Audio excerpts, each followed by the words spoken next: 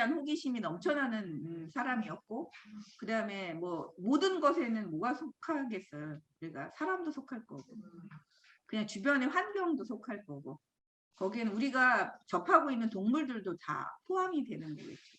그래서 뭐 동물, 뭐 사람, 거기에는 어떤 건물, 뭐 등등등 모든 것에 대해서 그냥 지나치는 법이 없는. 그래서 정말 모든 것에 공명할 수 있는 그런 신체를 가진 사람이 연함이 아닐까? 이런 생각이 드는 거예요. 그러니까 이 모든 것에 공명할 수 있다는 게 어떤 걸까? 그게 아마 이제 우리가 표현하면 우정이겠죠. 우정이라고 얘기할 수 있는, 오늘의 주제는 아마 거의 우정이라고 얘기할 수 있을 거고, 근데 이제 그 우정이라고 하는 이것을 통해서, 그러니까 연함이 사실은 뭘 얘기하고 싶은 걸까? 왜 우정이라고 하는 걸 이렇게 중요하게 여길까? 이건 뭔가 사유의 변화가 있는 게 아닐까요, 선생님들? 이게 아까 지난 시간에 제가 그걸 스타일이라고 말씀드렸어요. 이제 우리가 글에서는 문체일 거고, 삶에서는 뭔가 삶의 양식이겠죠. 어떤 삶의 양식을 이분은 바꾸는 분이 아니었을까?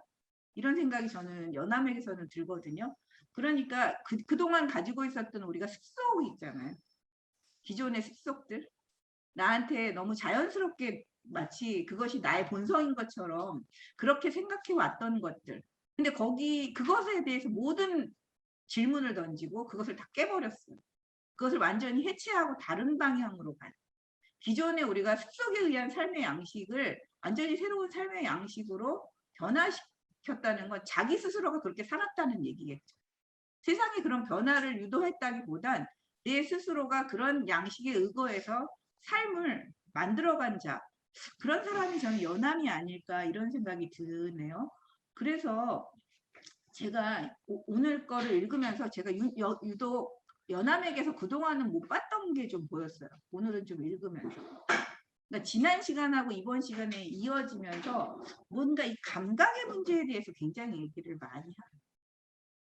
물론 감각이 어떻게 우리를 정말 가로막고 있는지 이 얘기를 하거든요. 그래서 눈, 코, 입, 귀 이 얘기가 굉장히 많이 나옵니다. 읽으면서 그런 부분들이 좀 눈에 안 띄셨어요? 저는 이번에 유독 그게 좀 많이 저한테는 제가 개인적으로 많이 들어왔거든요. 그러니까 사실 오간이라고 하는 것, 오간 우리가 보고 듣고 맛보고 뭐죠? 그 촉각 냄새 맡고 이 모든 것 이것이 어떻게 해요? 우리가 기존대로 하죠. 남들 하는 대로 보고 우리가 내가 원래 가지고 있던 대로 보고 혹은 내가 이 안에 뭐예요, 여러분? 뭐 타고난 대로 본다고 얘기하는데 그것이 타고난 건지는 잘 모르겠어요. 근데 어쨌든 그것도 뭔가 형성된 거겠죠. 근데 그것대로 보고 듣고 우리가 말하고 먹고 이러고 있는 게 아닌가? 그러면 지금 연함은 계속해서 눈, 귀, 코, 입에 대한 이야기를 하는데 이거는 감각의 혁명을 일으키라는 말 아닌가요? 그럼 감각의 혁명이라는 건 어떤 걸까요? 남들이 보는 대로 보지 않는 것. 남들이 듣는 대로 우리가 듣지 않는 것. 그런 거겠죠. 남들이 맛있다고 하는 대로 맛있지 않은 것. 이런 게 바로 아주 구체적인 저는 삶의 양식 스타일일 것 같아요. 그래서 이번에 저는 유독 이런 얘기가 너무 많이 나와서 우리의 눈, 귀, 코, 입, 마음은 어디로 향하고 있는가 이걸 전체적으로 묻고 있는 게 아닌가 싶거든요. 자, 눈, 귀가 마음의 누가 된다잖아요. 그래서 귀와 눈만을 믿는 자는 보고 듣는 것이 아주 너무나 섬세해져서 갈수록 병이 된다. 내가 보는 것에 사로잡히고 듣는 것에 완전히 사로잡히는 그런 걸 우리가 일으킨다고 얘기하는 게 어디였어요? 일야구 더하기. 하룻밤에 9번 강을 건너다라고 얘기했거든요. 그래서 우리가 물소리를 들으면 어때요? 막 두려움, 공포가 생기죠. 밤에 건널 때는. 낮에는 뭐예요? 이 물살을 보면서 물살에 우리가 사로잡혀요. 그래서 물살에 들어가 보지 않았지만 거센 물살이 막 치면 우리 죽는 거 아니야? 그래서 이런 게 뭐예요? 눈과 귀가 대상과 나 사이를 굉장한 분별심으로 나누게 해요. 진짜 이게 인식이잖아요. 우리가 물을 그대로 보는 게 아니라 뭐예요? 내가 보고 싶은 대로 원하는 대로 보는 거예요. 나한테 있는 대로 보는 거죠. 내가 판단하고 그래서 내가 결정하는 건데 내가 인식하는데 어떻게 해요? 내 가지고 있는 견해대로 보는 거죠. 그래서 거기에 우리가 사로잡힌다 혹은 누가 된다라고 연합은 표현하고 있거든요. 그래서 내 안에 원하는 것, 내 안에 좋은 것, 혹은 내 안에 옳은 것, 혹은 내 안에 자기의식 이런 걸로 우리가 대상을 굉장히 분별하는 건 뭐에 의해서 그렇게 한다? 오간이 그렇게 우리를 만든다. 이게 연암의 사실은 굉장히 중요한 사유인 것 같아요. 그래서 이 눈과 귀는 그렇게 열려 있다. 그래서 사실 이런 어떤 자기 의식에 의해서 눈, 귀가 작동을 하는 거죠. 그죠? 눈, 귀 그대로가 보고 듣는 게 아니라 아무 편견 없이 보는 게 아니라 다 편견을 가지고 본다는 거예요. 그래서 9번 강을 건너면서 깨달았어요. 뭘 깨달았어요?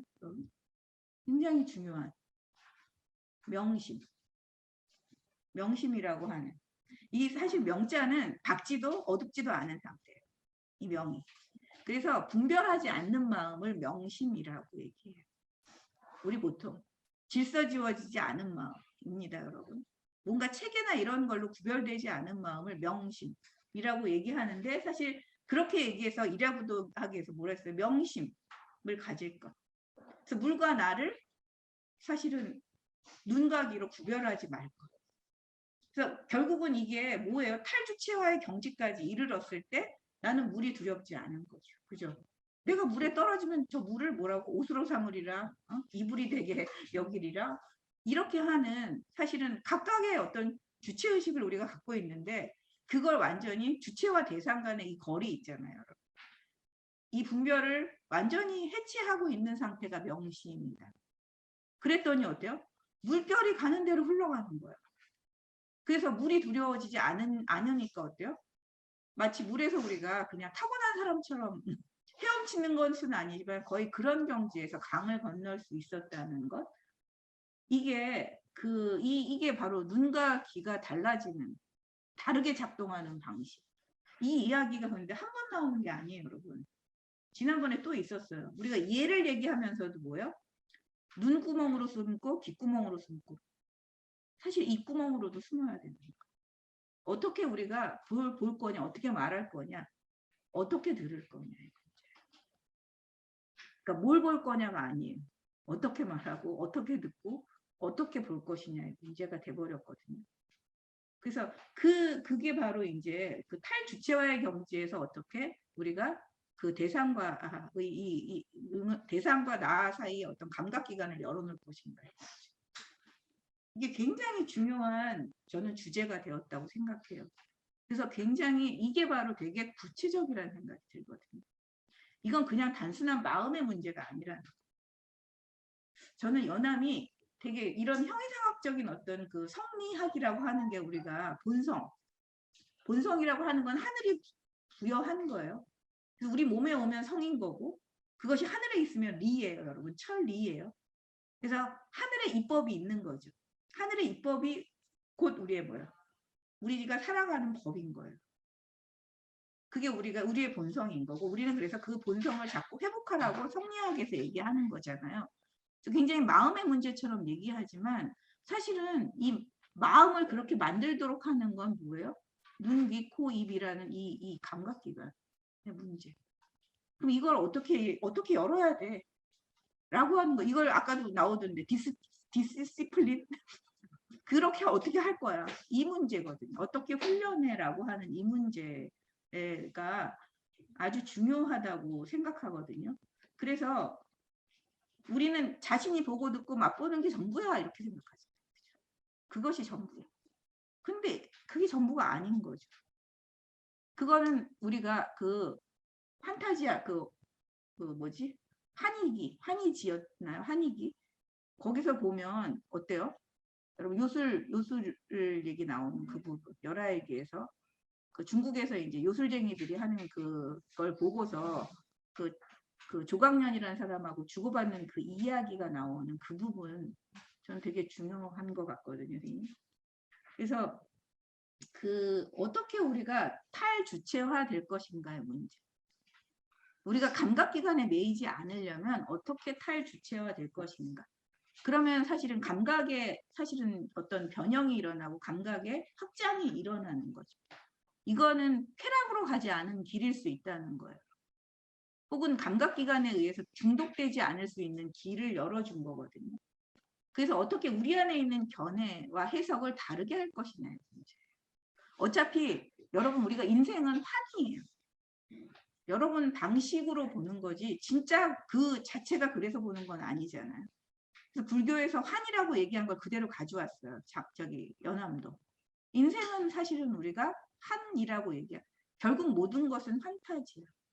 모든 것은 요술이에요. 그죠? 그렇다면 어떻게 요술을 부릴 거냐? 어떻게 우리가 견해를 세우고 어떻게 해석할 것이냐? 이 문제가 남아있는 거죠. 결국은. 그 부분이 되게 저는 그래서 그거를 좀 자세히 보세요. 왜 이렇게 그 글 쓰는 것도 이명과 코골이라고 얘기했어요. 뭔가 착 연결되지 않나요? 저의 오늘 대발견입니다.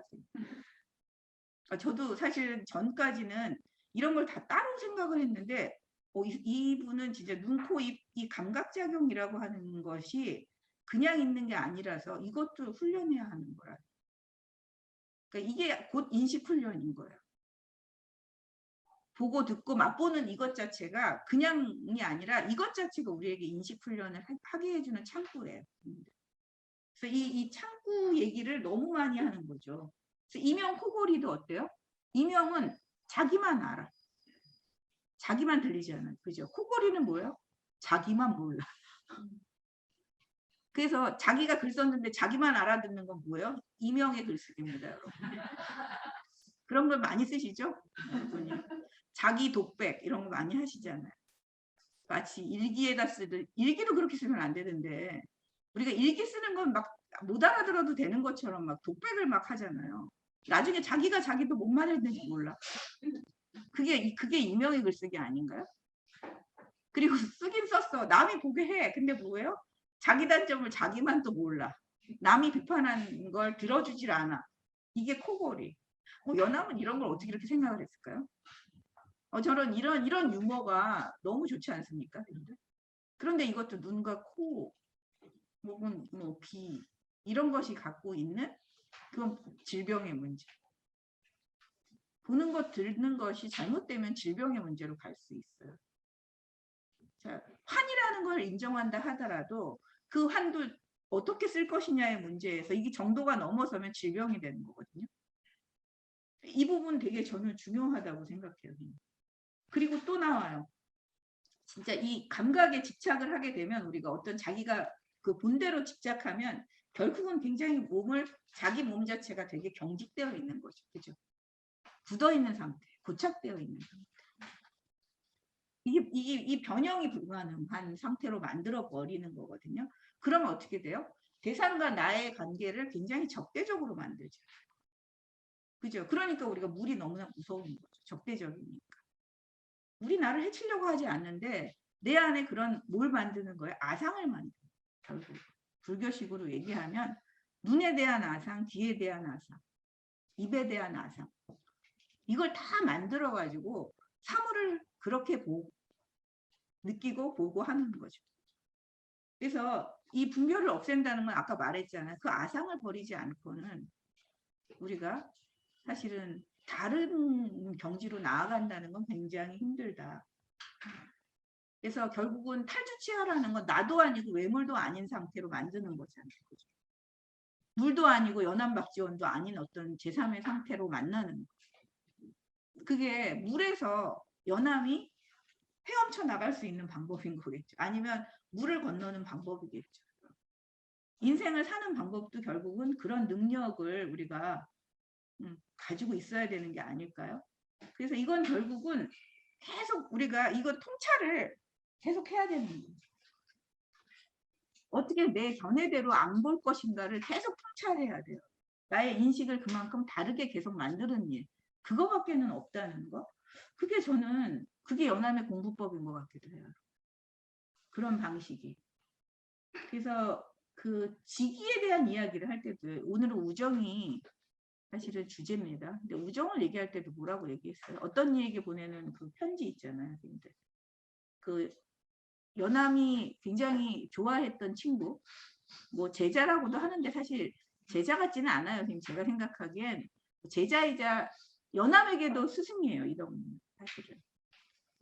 그다음에 이동훈은 연함에게 또 연함을 또 스승이라고 생각했고 서로 친구이자 스승의 관계를 서로 상호작용으로 우리가 갖추고 있었던 거지 누가 일방적으로 그냥 스승이다 이렇게 말하기는 어려워. 왜 이런 말이 나오냐면 연함이 중국에 갔을 때 박제가 얘기가 나오거든요. 그때 걔는 나의 제자입니다. 막 이랬어. 연함이 약간 장난식으로 그랬거든요. 그래서 우리가 이제 제자라고만 하지만 딱히 제자라고만 하기는 어려운 관계예요. 이들의 관계는. 그래서 어쨌든 근데 이 이덕무를 잃었을 때의 슬픔, 그 백아가 종자기를 잃었을 때 그런 슬픔이 이제 더 이상 검은고가 필요 없어. 내가 검은고 연주만 하면 그게 무엇인지 딱 알아줬던 친구가 있었잖아요. 종자기. 근데 그런 종자기가 죽었을 때 그 검은고가 필요 없는 거. 이 세상에 단 한 사람 나의 연주를 알아주는 사람이거든요. 이제 그런 친구가 이덕무였던 거예요. 연함에게는. 그래서 저는 이 말이 참 또 새롭게 들어와요. 내가 다행히 눈을 지녔지만 네와 더불어 내 보는 것을 같이 함. 여러분 친구는 눈을 지녔는데 같은 것을 보는 거예요. 귀를 지녔는데 더불어 같은 걸 듣는 거예요. 입을 갖고 있으면 어떻게 같은 우리가 맛을 즐기는 거예요. 코를 갖고 있는데 같은 냄새를 맡는 거예요. 같은 향기를 맡는 거예요. 자, 내가 마음을 가졌는데 뭐예요, 여러분? 더불어서 함께 지혜와 영각을 나누는 것. 이게 바로 친구라고 얘기해요. 이건 되게 감각적으로 지금 이걸 구성하고 있거든요. 친구란 뭐야? 라고 할 때. 마음을 나누는 거야 라고 우리는 그냥 얘기하잖아요. 뭐 지혜와 영각을 나누지만 같은 친구는 같은 감각을 공유해요. 이건 같은 삶의 양식을 우리가 공유한다라고 얘기할 수 있지 않을까요? 그 스타일을 공유하는 친구예요. 그래서 다른 사람이 좋은 걸 좋다고 여기지 않고 함께 좋은 게 있어요. 그죠? 함께 맛있는 게 있는 거예요. 함께 좋은 냄새가 있는 거예요. 그러니까 이런 감각을 함께 하는 친구, 마음을 또 함께 나누는 그것이 같이 있는 것, 그것이 바로 친구다라고 이야기하고 있는 거거든요. 이런 부분들이 저는 여러분 진짜 좀 오늘은 되게 연결이 되고 있어요. 그러니까 연함이 생각하는 건 추상이 아니에요. 지금 여기 이 자리에서 바꿔야 하는 것들이에요. 우리가 이런 인식을 가지고 생각을 해보면 그냥 마음을 바꿔 다른 인식을 해. 이게 이 문제가 아니라 이 인식의 문제는 뭐예요? 글의 문제는 결국은 이 자리에서 이 감각 자체가 달라지는 것, 그것을 말하는 거예요. 뭐 붕 떠가지고 다른 걸 우리가 이론적으로 뭐 머릿속에서만 그렇게 새기고 있는 게 아니라요. 우리가 함께 체험하는 것이라고 연함은 생각했어요. 그래서 나와 함께 내 비전을 함께 체험하는 사람들. 그건 뭐예요? 감각으로 그렇게 체험하는 사람들. 그것이 친구예요. 그것이 스승이에요. 그래서 그 말도 너무나 이제 놀랍고 그 다음에 그 환희기에서 그 부분 이제 여러분이 요술보다 무서운 것이네요. 제목이.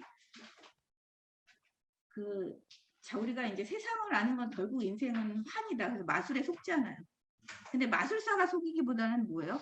내가 이미 속게 되어 있는. 결국 누가 나를 속이는 게 아니야. 내가 너무 눈이 밝은 것처럼 하는데 결국 밝은 그것 때문에 속는. 그래서 이제 마술이 가능하다라고 얘기를 했어요. 근데 서아담 얘기가 이제 많이 나오거든요. 이제 서아담이 길에서 울고 있는 소경을 만났잖아요. 소경을 만났더니 자, 3살에 눈이 멀어서 지금 40살인데 눈을 떴어. 근데 예전에 길을 갈 때는 자, 발에 보는 것을 맡겼대요. 자, 볼 수가 없는 사람이잖아요. 그럼 어떻게 봐? 라고 할 때 발로 봐. 자, 물건을 잡을 때는 손에 보는 것을 맡겼대요. 자, 소리를 듣고서 누구인지 분간할 때는 귀에다 보는 것을 맡겼대요. 냄새를 맡고서 무슨 물건인가를 살필 때는 코에다가 보는 것을 맡겼다라고 얘기했어요. 자, 사람들은 두 눈만 가졌어요. 근데 저에게는 손과 발과 코와 귀가 눈 아닌 것이 없었습니다. 어찌 손, 발, 코와 귀뿐이겠습니까? 해가 뜨고 지는 것을 낮에는 피곤함으로 느껴요. 그리고 물건의 모습과 빛깔은 밤에 꿈으로 보았어요. 이 사람은 이게 몸으로 오는 거죠. 피곤한 정도가 낮과 밤을 우리가 감지할 수 있게 해준 거고, 내가 보는 어떤 그 양태가 있잖아요. 이 양태와 색깔, 빛, 우리 지난번에 색, 광, 그 다음에 형, 태, 이 네 가지를 봐야 된다고 얘기했죠. 그래서 이 네 가지를 보는 거는 밤에 꿈으로 봤어요. 그렇게 해서 결국은 아무런 장애도 없고 의심과 혼란도 없었습니다라고 얘기했거든요. 우리가 눈으로만 보는 것에 이 사람은 사로잡혀 있지 않고 뭐예요? 모든 것으로 다 손발, 코, 귀, 이 몸, 온몸으로 다 감지하는 이 능력. 근데 벼랑간 눈이 맑아졌어. 눈을 떴어. 그랬더니 막 산천이 뒤섞인 거예요. 눈이 오히려 뭐예요? 내가 그동안 여러 곳에 의지해서 봤는데 그것을 모두 어떻게 했어요? 하나로 통일시키면서 완전히 뒤바뀌어 버리는. 착각을 일으켜버려서 일상을 잃어버렸습니다라고 얘기했어요. 그래서 집을 돌아갈 집조차 잊어버렸어요. 어떻게 해야 돼요? 울고 있어. 그랬더니 화담 선생이 네 지팡이를 믿고 가라. 그 지팡이가 알 거야. 했더니 뭐야? 눈을 떠서 이제 지팡이를 쓸 데가 없습니다. 했더니 이분이 뭐라고 했어? 도로 눈을 감아라. 바로 거기에 내 집이 있을 것이다.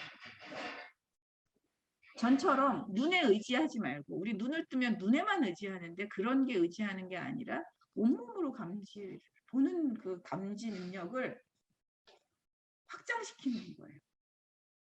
그러니까 온 감각이, 온 마음이 우리가 그걸 하고 있어야 이 환 속에서도 어떻게 여러분 제대로 볼 수 있다고 얘기하는 게 아닐까 싶거든요. 그래서 이런 부분에서 저는 굉장히 오늘 그 감각의 문제가 되게 중요했어요. 저한테는. 유난히 왜 이렇게 많이 쓸까? 그 다음에 지난번에 호곡장도 그랬어요. 호곡장. 사실 슬퍼하고 기뻐하고 울고 웃고 우리가 칠정이 막 움직이잖아요. 그 칠정의 문제에서도 사실 우리가 울음이 터져나와. 기뻐도 울고 슬퍼도 울고 시원해도 울고.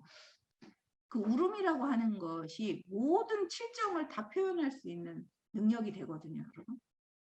여기서 우리가 보는 것도 모든 다른 감각기관이 대체할 수 있어요. 이것처럼 이게 다 가능하거든요. 그러니까 우리는 환이지만 계속해서 환을 바꿔가는 것, 새로운 의미를 만들어내는 것, 새로운 해석을 만드는 것, 이게 되게 중요하다는 얘기를 지금 연암은 하고 있거든요. 그러면 어떻게 우리가 새로운 의미를 계속 창출할 것이냐. 대상과 내가 관계 맺어가면서 어떻게 새로운 의미들을 계속해서 만들어가느냐. 이게 엄청나게 중요한 과제였다는 거예요. 그래서 18세기 뭔가 지성사의 흐름을 바꾼 것은 바로 이게 아닐까 싶거든요. 감각과 감수성과 이 인식의 문제. 이걸 연결시키면서 이 전체가 통괄적으로 변화되지 않고는 삶이 바뀔 수가 없다라고 얘기하고 있는 게 아닌가요? 그래서 이런 부분이 좀 저한테는 정말 다르구나. 그래서 그 마수홍빅이라고 해서 157쪽이에요. 말머리에서 무지개를 보는 그 장면. 자, 무지개가 이렇게 옷에 찬란하게 그 펼쳐지는 그 광경을 묘사를 했잖아요. 자, 이건 누가 본 게 아니라 누가 본 게 아니에요. 오로지 연암이 본. 연암이 지금 바로 여기 무지개가 뜨는 그 찰나, 그 현장. 거기에서 뭔가 이 교섭이 일어난 거죠. 그죠? 이 천지자연과 연암의 그 교섭에 의해서 그 장면이 연출됐거든요. 지금 이 무지개빛 찬란한 이 현장이 어떻게 여러분 그 연암의 눈에 비치었는지, 그게 그 찰나가 포착되어서 묘사된 그거예요. 그래서 지금 여기는 사실은 그 무지갯빛 그것만 있는 게 아니에요. 그죠? 뭐가 있는 거죠? 연암이라고 하는 이게 뒤섞인 상태. 뒤섞여서 지금 그 장면이 사실은 지금 탄생을 한 거예요. 그죠? 그래서 아까와 지금은 또 다르고 여러분과 나는 달라요. 이걸 인정해야 돼요. 매 순간 여러분이 보는 것과 내가 보는 것이 달라요. 느끼는 게 달라요. 그러면 어떻게 우리는 느낄 건가? 매 순간 진짜 온 감각을 다해서, 온 마음을 다해서 접속해야 돼. 대상과 접속할. 오직 방법은 거기서 주체의식이라고 하는 이것을 내려놓는 거예요. 우리 장자에서 계속 말했잖아요. 내가 가지고 있는 견해, 편견, 선입견 다 내려놓으라고. 내 지식을 내려놓지 않고는 대상과 제대로 만나기가 너무나 어려운 거예요. 그럴 때 진짜 편견 없이 사심 없이 만날 수 있어요. 그래서 원하는 대로 보고 보고 싶은 대로 보는 것, 이 당이 여러분 이걸 깨라고 얘기하고 있어요. 지금 그것의 그 모습 자체가 지금 무지개 이 묘사에서 딱 나타나고 있어요. 그래서 그 새로운 감각을 형성하는 그 장면이에요. 이게 저는 아까 말한 것처럼 색광, 형태 이걸 어떻게 펼치고 있는가, 이게 바로 요 장면에서 그대로 다 드러난다고 생각하거든요. 이게 바로 글쓰기의 새로움이고 연암만의 독특함인 거예요. 다른 사람과 구별되는 연암인 거예요. 같은 자연을 보더라도 다르게 봐요. 다른 사람이 본대로 보지 않습니다. 이게 18세기 글쓰기가 지향하고자 했던 바예요. 이게 바로 새로운 글쓰기인 거고, 이렇게 사는 것, 남들의 맛에 의지하지 않는 것, 남들이 정말 보는데 의지하지 않는 것. 어제 그 근영쌤 도덕의 계보를 들었더니 패션이 근대의 산물이래. 패션이 유행한다는 건 근대의 산물이래요. 원래 그렇게 남 따라하는 것을 가장 혐오했다고 합니다. 귀족들은. 그게 바로 이제 우리가 가치의 문제로 넘어가면 고귀함으로 가는데, 고귀한 자는 남을 따라하지 않는다. 남과 다른 자기만의 어떤 고유성을 가져야 돼. 그래서 옷을 똑같이 입는다는 건 이건 너무나 수치스러운 일인 거죠. 이건 수치예요. 그래서 너무나 평범해지는 것, 이건 저열하는 거예요. 우리가 살고 있는 건 뭐예요? 평범과 저열함. 계속 따라하잖아요. 그죠? 남들과 다를 때 불편함 느끼죠. 옷도 나는 달라. 막 이럴 때 느껴지는 여러 가지. 우리가 뭐 화장하는 법 막 이런 것도 다 다를 때 여러분들 막 그 자리에 있기 싫으시죠? 짜증 부리는 사람 봤거든요. 제가. 자기만 다 달라 보인다고. 뭐 예쁘게 달라 보이면 안 그랬겠지만. 뭐 그래서 달라 보인다고 막 짜증 부리는 그런 걸 본 것처럼 사실은 그 홀로 다름을 우리는 견딜 수가 없어요. 우리는 너무나 그 범용한 데 길들여 있거든요. 근데 사실 연암은 그걸 혐오하는 거예요. 이 범용성. 그거 진짜 저열한 거고. 그래서 그렇지 않고 갈 수 있는 그 다름을 우리가 어떻게 만들어내고 형성할 것이냐. 이게 감각으로 형성하는 거죠. 진짜 감각의 혁명이 맞아요. 연암에게 있어서 제일 저는 중요한 부분인 것 같아요. 연암이 일으킨 게 뭔가라고 할 때는 진짜 우리가 인식의 혁명이기도 하지만 감각의 혁명이기도 하다. 그리고 감수성의 혁명입니다. 그래서 감각과 이 감수성의 혁명을 함께 한 자들이 뭐예요? 연암의 친구들. 그래서 연암 그룹이라고 우리가 일컫는 자들인 거예요. 연암 그룹이라고 일컫는 자들. 그래서 이 부분이 저한테는 오늘 저한테 가장 좀 특별했어요. 제가 왜 이렇게 이 얘기가 많이 나와? 그러니까 뭐가 예전부터 궁금했던 게 왜 이렇게 눈과 코 뭐 이런 얘기를 많이 하지? 근데 오늘 좀 이게 연결이 쫙 되면서 이게 좀 다른 얘기를 하고 있구나. 그런 생각을 하면서 연암을 또 읽기를 너무 잘했어요. 뭐 이런 저 혼자 또 자화자찬을 막 하면서. 여러분한테는 어떨지 모르겠어요. 저는 자화자찬하고 있습니다. 잘 읽었다 이렇게. 자, 그 다음에 오늘은 이제 우리가 우정에 대한 이야기를 좀 해야죠. 그죠? 자, 지난번에 우리가 이런 제도권 네트워크로부터 연함은 벗어났다. 거기서 해방되었다. 그래서 자유롭게 되었다라고 얘기를 드렸어요. 지난 시간에. 그래서 어디로 간 거죠?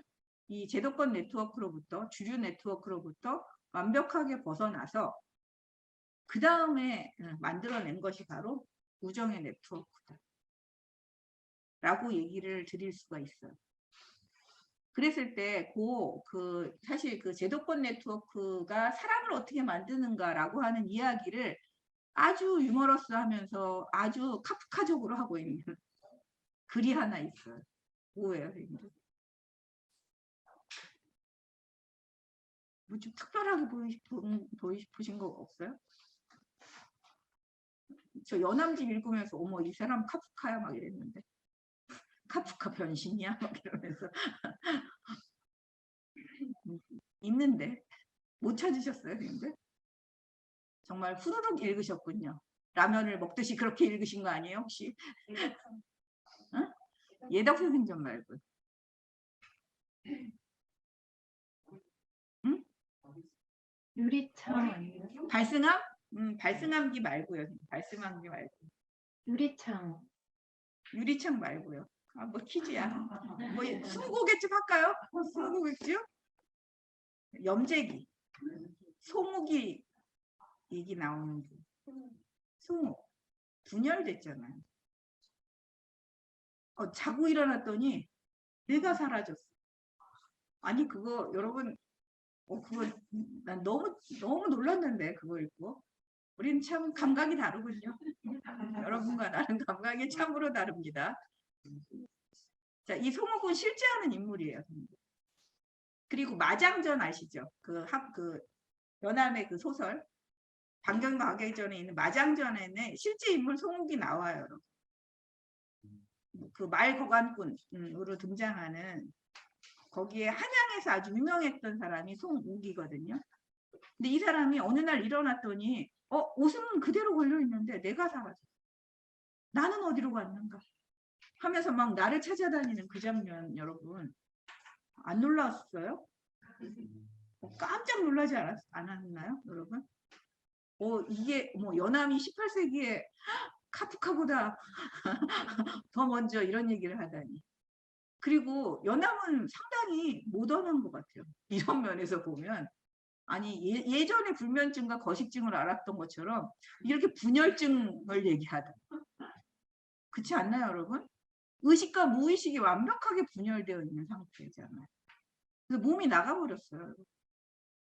몸이 나가고 의식하는 나만 남아있는 거. 내가 어디로 갔어? 하고 막 찾아다녀요. 대신 점쟁이한테 갔어요. 뭐라고 해요? 여러분?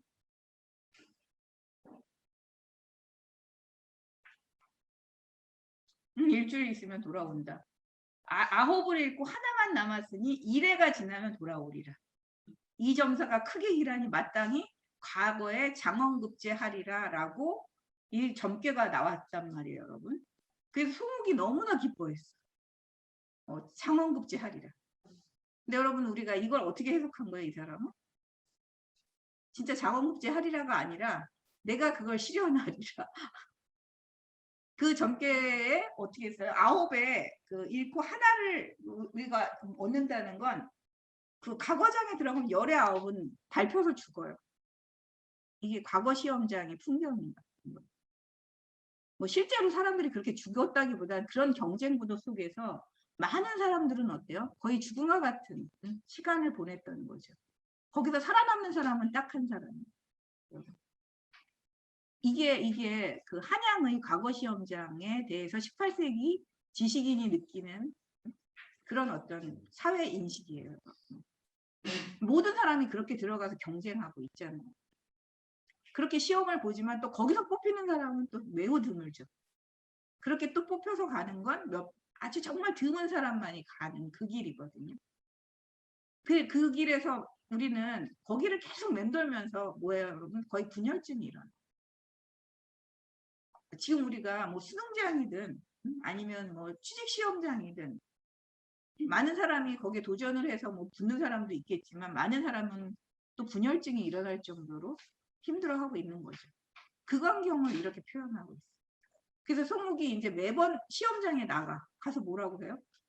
답안지에 장원 이렇게 쓰고 나오는 거예요. 그래서 안 될 일을 하는 사람을 뭐라고 얘기해요? 송욱의 과거 시험 보기라는 말이 떠돌 정도로 그렇게 지금 그 한양 속담이 만들어질 정도라는 거죠.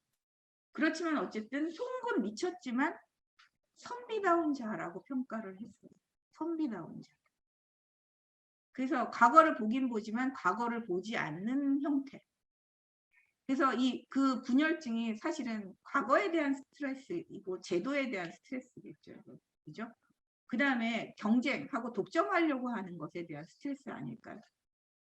여전히 여기도 마찬가지로 우리가 느끼는 것처럼 소유와 독점에 대한 스트레스가 있는 거예요. 1등 스트레스. 이제 그런 스트레스를 과연 겪으면서 계속 가야 하는가? 라고 할 때 송욱은 송욱답게 여기서 도주를 했죠. 그죠? 나름의 도주를 하는 거예요. 연암은 사실 이런 이야기를 하면서 자기 스스로 도주했어요. 그죠? 이 이야기를 그냥 나오는 게 아니에요. 자기가 채점하고 완전히 거의 퍼포먼스처럼 그렇게 하죠. 이건 뭐예요? 현실을 굉장히 통쾌하게 풍자하는 거 아닌가요, 여러분? 근데 이게 누구한테 주는 거예요? 개우라고 하는 또 여기 술 먹는 술로 세상을 잊으려고 하는. 그래서 차라리 맨정신으로 큰 미친광이가 되면 어떡해요? 사실 이렇게 분열증이라는 건 남들이 보지 않는 것을 보는 자예요. 오히려 남들이 다 옳다고 얘기지만 혼자서 그것은 옳지 않다. 라고 하는 그것의 어떤 부당함, 그것의 비정상성을 보는 자가 사실은 큰 미치광입니다. 그러니까 오히려 안 미친 사람이 큰 미치광이고 보면 완전 미쳐 있는 거죠. 여러분, 그죠? 송욱의 시선으로 보면 우리는 거의 진짜 분열증 환자예요. 오히려 역으로 생각하면. 그래서 그렇게 생각을 바꿔보라고 개우한테 염제기. 생각하는 집. 어떻게 생각할 것인가 하는 그 기문을 써서 줬어요. 자, 우리는 여기서 이렇게 사는 거가 아니라 이런 제도권의 이 코스로 진입하지 못하는 것 때문에 혹은 그것이 너무 괴로워서 분열증을 겪는 이런 상태에서 벗어나서 살아야 되잖아요. 근데 그러려면 어떻게 해요? 그걸 벗어버린 사람들과의 네트워크를 만드는 거예요. 연암은 기꺼이 그렇게 했어요. 그래서 연암이 선택한 길이 바로 이 자유로운 제도권 밖에서 사실은 자유를 부과하는 그 사람들 간의 우정입니다, 여러분. 그래서 이 구속에서 벗어나서 연암이 진짜 전력을 다했던 것이 바로 이 우정의 연대예요. 그걸 우리는 백탑의 청년이라고 보통 표현해요. 지금 백탑 아시죠? 종로 3가 파고다공원. 그 연암과 연암의 친구들이 그 백탑 그 주변에 다 같이 살고 있었어요. 주변에 이렇게 살고 있었거든요. 그래서 이들은 모두 다 진짜 그 과거 시험 문제를 짓기를 포기를 하고 그냥 벗어버리고 같이 만나서 자기들만의 글쓰기를 했어요. 그리고 이 천지자연 그리고 이 사회 현실 이런 거에 대한 고담준론을 서로 얘기를 하고 그리고 서로에게 영향을 미치면서 그렇게 살았던 사람들이 여러분. 그래서 진짜 개성이 넘치고 이 소통이 가능했던 이 친구들과 사실은 30대 후반 40대 이때를 풍미했습니다. 이들은 이때 다 새로운 글쓰기를 썼던 거예요. 이 연암의 친구들이 같이. 그래서 그 연암이 사실은 1768년 31살에요. 그 백탑 근처로 이사를 한대요. 근데 이 즈음에 근처에 살고 있었던 사람이 여러분이 알고 있는 홍대요. 홍대. 그 다음에 정철 쪽. 그 홍대영도 우리가 천문학자잖아요. 이 홍대영도 집안이 되게 좋은 사람입니다. 노론 집안. 노론 집안으로 굉장히 뜨르르하다고 하면 할 수 있는 집이거든요. 근데 이 사람은 사실은 성리학에 대한 공부, 경전 공부 이런 것도 중요하지만 내가 진짜 중요한 건 천문학이에요. 사실 천문학은 예전에 중인들이 하는 거예요. 그래서 천체관측기 이런 걸 만들었어요. 근데 이 아버지도 대단한 게 백수잖아요. 홍대웅이. 젊어서 백수거든요. 여러분. 그 천체관측기나 이런 걸 만들 때 이 뒤에서 그걸 다 후원해 줬어요. 그러니까 이런 학자를 만드는 건 다 누구예요? 아버지. 이런 아버지가. 그리고 홍대웅도 참 대단한 게 그 12살에 내가 지금 이름을 잊어버렸네. 나도 맨날 잊어버려요. 12살에 어쨌든 지금은 제가 기억이 안 나서 그러는데 그 유명한 한 스승이 있어요. 그 스승 밑으로 들어가요. 12살. 근데 그 서실은 뭐냐면 과거 시험을 보지 않는다. 라고 하는 마음을 가지고 들어가야 되는 곳이에요. 근데 12살에 거길 들어가서 천문학 공부에 매진했어요. 벌써 좀 남다르죠. 이제 그렇게 하면서 이 사람은 자연과학계 쪽에서 우리의 그 18세기 아주 고루한 인식을 팍팍팍 깨주는데 그렇게 기여를 한 사람이에요. 사실은 우리가 그 지동설, 지전설 이런 얘기를 이제 막 하는 사람이 바로 홍대영이에요. 담원 홍대영. 그래서 그런 것들을 이제 자연과학의 어떤 그런 결과들에 의해서 이 사람이 이제 세상을 다르게 봐요. 세상의 중심은 없다. 문명과 야만은 없다. 그리고 문명과 야만은 계속해서 달라집니다. 중화가 영원한 문명의 사회는 아니다. 라고 하는. 그러면서 청나라 오랑캐를 다르게 본 사람이 바로 홍대웅입니다. 이게 이 자연과학과 사실은 우리의 어떤 인식이 또 같이 가요. 지금도 우리가 양자 물리학이라든가 이런 걸 통해서 우리 삶의 어떤 인식을 완전히 다르게 만들잖아요. 이제 그런 것처럼 홍대웅도 그렇게 한 사람이에요. 그리고 오늘 정철조. 여러분 오늘 정철조 봤어요. 어디서 보셨어요? 자, 친구 석치를 조문한다. 이게 제 정석치 문이라고 해서 이 정석치도 홍대영하고 연암하고 친했어요. 이 사람도 굉장히 새로운 자연 별자리 뭐 이런 거에 대해서 홍대영하고 맨날 만나면 사실은 의논하고 새로운 농기구 있잖아요. 우리가 과학에 의해서 필요한 그런 뭐 수차 같은 것도 만들고 이런 걸 계속 만들어낸 사람. 근데 만들면서 그러니까 사실 발명가에 가까운 거죠. 그걸 깨버리고 그랬어요. 근데 왜 석치냐면 돌바보예요. 돌바보. 벼루에 대한 벽이 있었던 사람.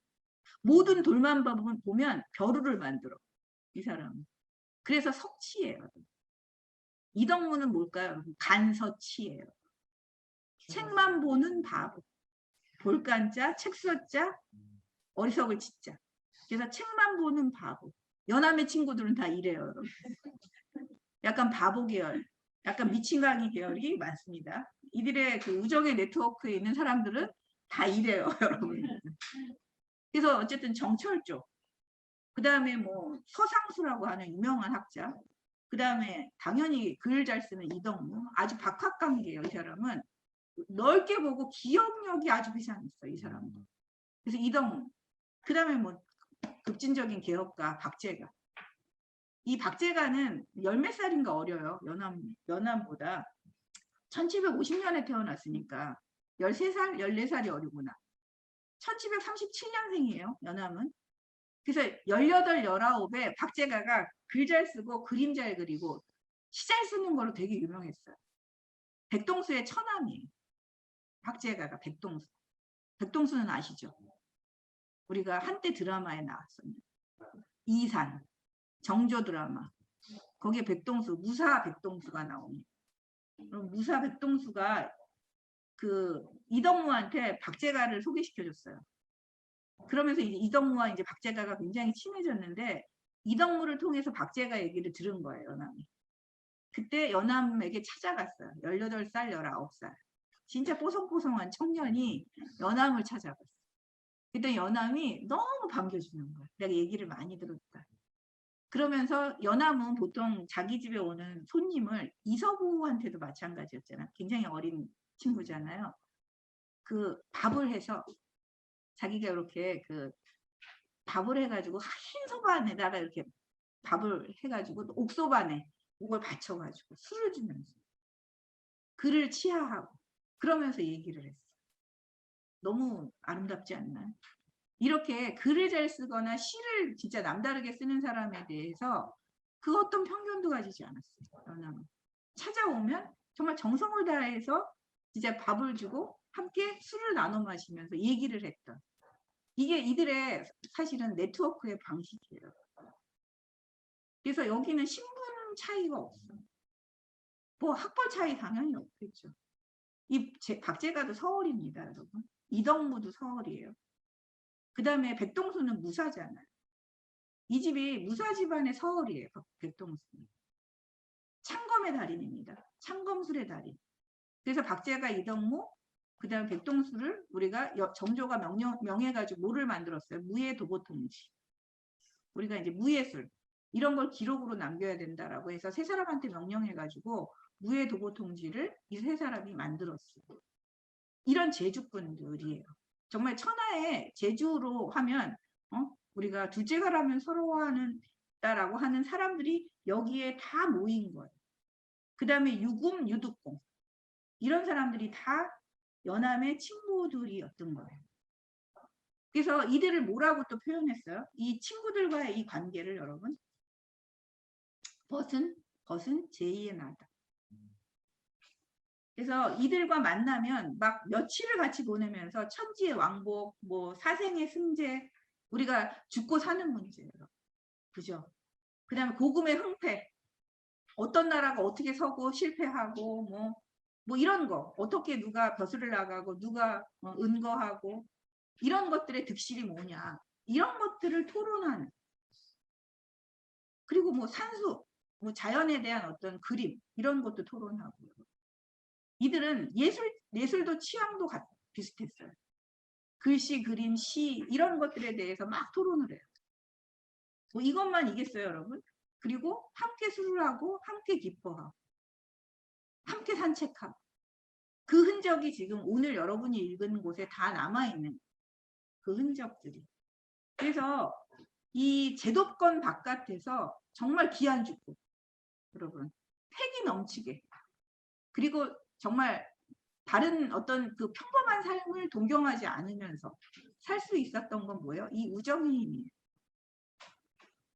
그 비슷한 감각을 가지고 있는 친구들이 모여서 그 다름을 만들어낸 거예요. 근데 이들은 이 다름을 위해서 여러분 뭘 못 가졌냐면 궁핍했어요. 그리고 또 각각 또 질병에 시달렸어. 다 또 몸이 많이 약했어요, 여러분. 이덕무는 특히나 너무 약해서 감기를 달고 살았거든요. 그래가지고 여름 지나면 가을이면 출입을 못해. 너무 몸이 약하셔가지고. 그래서 뭐 하셨겠어요? 책만 보고 글만 쓰신 거예요. 그래서 또 이 관찰력이 엄청 뛰어났어요. 그 자연에 대한 관찰력을 우리가 얘기하자면 정말 이덕무를 따라갈 자가 없습니다. 뭐 나비, 거미, 뭐 이런 곤충들 있잖아요, 여러분. 심지어 모기까지. 제가 맨날 즐겁게 얘기하는 게 이덕무의 관찰력이거든요. 눈도 현미경 수준이에요. 아주 미세한 것들을 너무나 세심하게 관찰해가지고 그걸 이렇게 묘사하는데 엄청나게 능력이 있었던 사람이 바로 이덕무예요. 그래서 제가 매일 말씀드리죠. 모기가 여러분 이 부리가 나팔꽃 모양인 거 아세요? 여러분들은 아세요? 모르죠. 근데 여름이 지나고 나면 모기가 여러분 이 부리가 이렇게 나팔꽃 모양으로 이렇게 끝이 이렇게 새부리처럼 이렇게 된대요. 예전에 자기가 시에서 읽은 거예요, 이덕무가. 근데 정말 그래? 하고 방 안에만 있다 보니까 모기를 관찰했어요. 정말 그렇더라는 거예요. 눈이 얼마면 이거 보이는 거죠? 그래서 저도 열심히 모기를 관찰했으나 안 보였어요. 모기 얼굴조차 구분할 수가 없어요, 저는. 이런 걸 쓰는 사람들이에요. 그래서 이걸 정말 이덕무가 요기를 특화했으면 파브르곤충기, 저리 가라, 곤충기나 이런 그 동물에 대한 관찰기 이런 걸 만들어내지 않았을까 할 정도로. 혹시 나중에 시간이 되시면 그 18세기 소품문 있어요, 여러분. 거기서 이덕무 부분 한번 보세요. 거기 나오는 이 곤충과 동물에 대한 이야기, 뭐 이런 얘기 나오거든요. 엄청 재밌어요. 그 부분을 한번 살펴보세요. 그러니까 이런 친구들과 함께 진짜 그 지성을 나눈 거죠. 지성을 나눴어요. 그런데 이들은 이 관계는 진짜 소유와 독점 경쟁의 관계가 아닌 거예요. 신분, 학벌, 그 어떤 것도 여기는 필요 없었어요. 우리가 예덕선생전에서 얘기하고 있는 그 우정 얘기하잖아요. 왜 내가 그 똥치는 사람을 스승으로 삼는가? 사실은 그 사람이 갖고 있는 그 가치, 그 인품 때문이에요, 여러분. 그래서 우리가 사실은 명예라든가 아니면 부귀라든가 이런 거 말고도 인간은 늘 가치를 찾는다고 얘기하잖아요. 다른 가치, 다른 의미. 그게 또 인간이 갖고 있는 하나의 특징일 것 같아요. 그죠? 그러니까 이렇게 과감하게 주류의 길을 벗어버리는 거잖아요. 그거 없어도 난 살 수 있어. 그게 뭐예요? 우리들만이 가지고 있는 그걸 이 사람들은 선비됨이라고 얘기했을 것 같아요. 선비다움, 선비됨. 그건 이들에겐 특혜인 거예요. 근데 이 선비됨의 특혜는 글을 읽고 자유롭게 사는 거예요. 그죠? 글을 읽으면서 그리고 그 시대의 주류를 전혀 따르지 않으면서 이 습속을 마구 진짜 그 공격하면서 그러면서 살고 있는 것 이들이 갖고 있는 특혜예요. 근데 이 특혜를 누리기 위해서는 뭐를 해야 돼요, 여러분? 과감하게 다른 자들하고 달라야 돼요. 기꺼이 가난하게 살 수 있어요. 기꺼이 가지고 있는 것을 나눌 수 있어요. 이게 이들만의 특권이에요. 제가 그 티베트 의학의 지혜를 읽으면서 이 브라만들이 채식하게 되는 그게 다른 존재와 우리가 달라야 되는데 남들이 좋아하는 입맛에 그 즐겁게 해주는 고기를 먹는 걸 우리는 안 먹겠다. 그게 브라만의 특혜예요. 브라만으로서 이런 사람들하고 다르게 살려면 채식하겠다. 그래서 거기 나오는 거 보니까 영양실조에 다 걸려있대요. 그 브라만들은. 그런 것들을 다 거부하는 그런 방식으로 지금 우린 그걸 특권이라고 얘기하는데 여러분 이거 특권 누리고 싶으세요? 그냥 고기 먹고 옷 좋은 거 입고 그렇게 살고 싶은 게 우리잖아요. 그러니까 적어도 우리가 특혜를 받으려면 이런 뭔가는 달라야 돼요. 여러분. 다른 종류의 인간으로서 진짜 구별되는 인간으로서의 뭔가를 보여줘야 하는데 사실은 연암의 이 그룹도 그런 거예요. 선비됨이라고 하는 이 특권을 누리기 위해서는 뭐를 해야 되느냐. 소유에서 자유로워야 돼요. 욕심에서 자유로워야 돼요. 남들이 다 원하는 그 길로부터 우리는 자유롭게. 그것이 바로 이 시대의 연암그룹이 추구했던 사실은 선비됨인 거죠. 그러니까 이 글들이 그렇게 자유로울 수 있는 거죠. 그렇지 않고 어떻게 이런 글을 쓸 수 있었겠어요. 그래서 그 회성원집 해가지고 200쪽 그 회성원집 발 나오잖아요, 여러분. 거기에. 자, 우리는 현재에서 친구를 사귀지 못할 때 어떻게 해요? 1000년 전에 올라가서 친구를 사귀겠다. 혹은 1000년 뒤를 기다리겠다.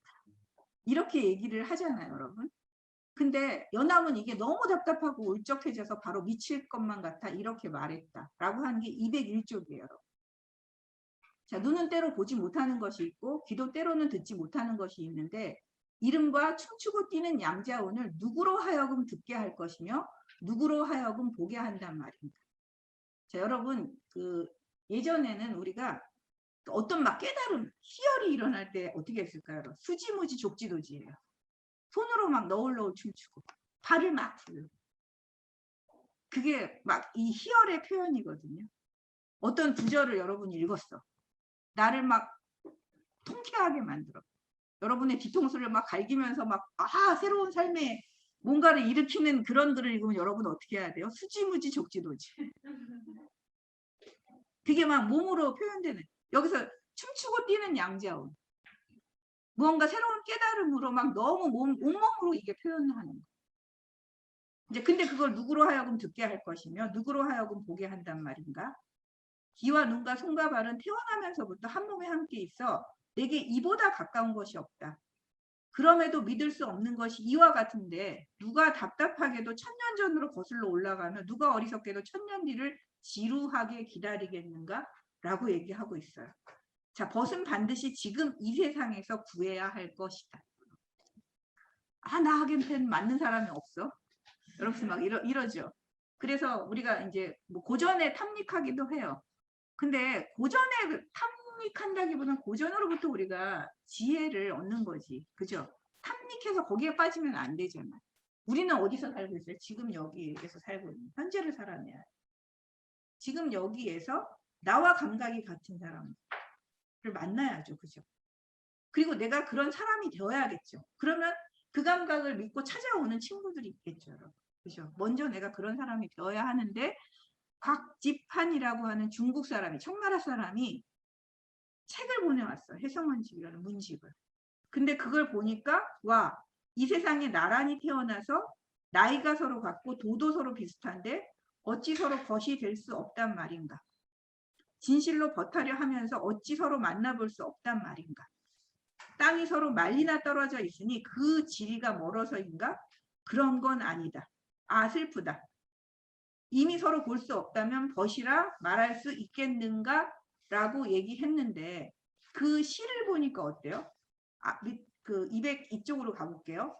언어는 비록 달라도 글의 법도는 같으니 그가 시에서 기뻐하고 웃고 슬퍼하고 우는 것은 통역을 하지 않아도 통한다. 왜냐? 정은 겉으로 꾸미지 못하고 소리는 마음속에서 나오는 것이기 때문이다. 나는 봉규 씨와 더불어 한편으로는 후세의 양자원을 기다리는 것을 비웃고 한편으로는 천년 전 옛사람을 벗하는 것을 조문하련다라고 얘기를 했어요. 자, 우리는 가까이 있을 수는 없지만 책으로 또 벗을 만날 수 있어요. 자, 이렇게 도가 통하고 어때요? 정이 통하는 자, 마음이 통하는 자가 분명히 있습니다. 그렇게 우리가 친구를 삼을 수 있고 또 그리고 내가 그런 자가 돼서 친구를 불러오는 것. 이게 우리가 해야 할 일인 거예요. 정령 다르게 살고 싶은가라고 얘기하면 여러분들이 정령 자유롭고 싶으냐라고 우리가 질문했을 때 그렇다라고 얘기한다면 여러분은 전혀 다른 지형도를 만들어내야죠. 지금 여기 이 자리에서. 그러면 그 현재에 부합하는 친구들이 오겠죠. 우리가 친구는 친구를 부릅니다. 여러분. 자, 그래서 특이하게도 이 시대에 여기 홍대용 나왔잖아요. 홍대용은 어디 가서 친구를 사귀었어요? 물론 조선에서도 연안박 지원 막 이런 친구들과 사귀었는데 또 더 넓은 세계로 나가서 친구를 사귀었어요. 사실 홍대용은요. 이 중국에 가려고 굉장히 미리 준비를 많이 한 사람이에요. 참 드물게도 이 양반 사대가의 그 자제로 중국어를 미리 공부를 했어요. 중국어를 미리. 근데 언제 갈지 몰라. 근데 준비해두는. 언제는 가겠지 이러면서 준비하는 거예요. 안 가도 상관은 없어요. 이런 사람은. 근데 중국어를 준비한 이유가 뭘까요? 사람들하고 소통하려고. 그래서 친구를 사귀고 싶다. 이 사람의 마음에는 중국어 현장을 사실은 목격하고 그다음에 거기서 정말 고매한 학문, 우리가 고매한 가치를 가지고 있는 자들과 나는 대화를 하고 싶다. 중국을 가고 싶은 아주 중요한 이유 중에 하나가 그거였거든요. 가서 이 사람은 진짜 중국어로 계속 대화를 해. 그 마부 있잖아요. 이 수레를 몰아주는 마부하고도 어린 청년인데 걔하고도 계속 중국어 연습을 해요. 그리고 여관을 가면 어떤 줄 아세요? 막 중국어 연습을 해요. 근데 사실 우리가 중국어를 잘하지만 고매한 대화를 하면 어렵잖아요. 그렇지 않나요? 그럴 때도 계속 연습을 하는. 그리고 우리는 뭔가 중국과 통하려면 통역관이 있어요. 중국 통역관. 근데 이 사람들도 건너서 이렇게 부탁을 하지 선비가 직접 부탁하는 경우는 없어요. 근데 이 홍대용은 대단한 사람이 똑같이 쌍벽을 이뤄요. 호기심, 대마왕이에요. 이 사람은. 그래서 직접 통역관을 만나. 그래서 그 여기 통금이 있었거든요. 중국에, 청나라에. 그 통금을 사실 편법이죠. 풀어달라고 가서 직접 담판을 해요. 직접 담판을 해서 통금 풀어가지고 자기는 자유롭게 막 돌아다녀. 그런 일을 한 사람이 담원인데 그 친구가 유리창, 여기서 유리창 얘기 나왔죠. 이게 나오는 배경이 있어요. 담원 홍대영이 36살에 1765년일 거예요. 그때 이제 중국을 갔거든요. 근데 그 유리창에 가가지고 유리창에 직접 간 게 아니라 이 친구들이 유리창에서 안경을 사러 간 거예요. 유리창은 뭐 책부터 시작해서 없는 게 없는 시장이거든요. 안경을 사러 갔는데 못 찾았어요. 안경상. 그랬더니 중국인 두 사람이 이렇게 안경을 쓰고 온 한 사람이 걸어오면서 이들한테 뭘 찾느냐고 물어봤어요. 그래서 내 친구가 안경을 부탁해서 안경을 사러 왔다. 그랬더니 이 안경 쓴 사람이 뭐라고 그랬을까요? 안경 사는 거 되게 힘들다. 그게 필요하면 내 안경을 주마. 그래서 자기 안경을 벗어서 딱 줬어. 너무 놀랍지 않나요? 나는 또 중국인이니까 내가 또 사면 되고 너는 급하니까 그냥 이걸 가져가라. 근데 얘들이 항주에서 온 선비들이에요. 중국 항주에서 온 선비들. 멀리서 온 거예요. 얘네도 국경으로. 항주에서 온 선비들이 왔는데 담원한테 이야기를 했더니 담원이 어머 그들 너무 괜찮아. 친구 사귀는데 되게 적극적. 그들이 어디 머물고 있어? 라고 했더니 건정동에 머물고 있다. 그래서 건정동에 찾아가서 만났어. 그렇게 해서 만난 사람들이 그 엄성, 반정균, 육비 이 세 사람의 선비예요. 이 세 사람의 선비. 반정균 이런 사람은 사고전서 편찬에 참여한 굉장한 학자입니다. 그래서 이들하고 필담도 하고 뭐 입으로 대화도 하면서 그렇게 이제 이 사람도 어쨌든 친구를 사귀었는데 이들은 천혜의 직이라고 불렀어요. 뭐 조선에서도 자기를 알아주는 친구가 있지만 진짜 홍대영은 중국에서 자기를 알아주는 진짜 그 허심탄회하게 모든 걸 터놓고 얘기할 수 있는 친구. 국경이라는 장벽이 없어요. 여러분. 예전에는 우리가 그 사랑엔 국경이 없다 이런데 18세기는 우정엔 국경이 없어요. 여러분. 그리고 지금 사랑보다 훨씬 더 뭐예요. 여러분? 더 절절해. 우리가 이걸 다 빼고서 그냥 읽으면 이건 여자한테 보내는 레터일 거야. 여러분. 그렇게 생각하실 거예요. 근데 이건 우정의 그 관계 속에서 친구들이 서로 보내는 편지거든요. 근데 너무너무 절절한 거예요. 사실은 애인한테 보내는 것보다 훨씬 더 간절해요. 그래서 그거보다 훨씬 더 중요한 관계가 우정이었다는 거예요. 18세기는. 그래서 이때 한 살 어린 엄성이라고 하는 항주 선비는 그 담원 홍대용처럼 과거 시험을 보는 사람이었어요. 선비였어요. 근데 담원이 그 친구한테 뭐하러 다 과거 시험을 그렇게 연연해. 가서 네 혼자 공부를 하면서 가서 수학이나 양성하지 뭐하러 그렇게 과거 시험을 보는데 매달려 있니? 이 말을 듣고 엄성이 진짜 자기 고향으로 돌아갔어요.